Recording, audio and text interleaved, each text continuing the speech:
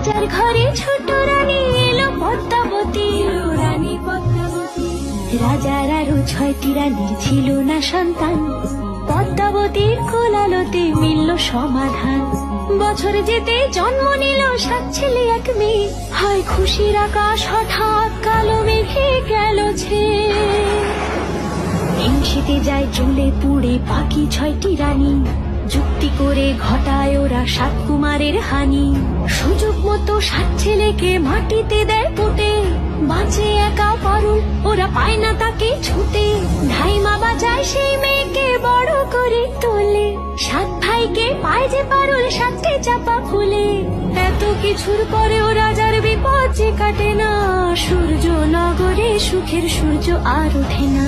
হিংসা বিবাদ বিচ্ছেদ আর প্রেমের কাহিনীতে পারুল বোন কি পারবে 7 ভাই চম্পাকে জাগাতে?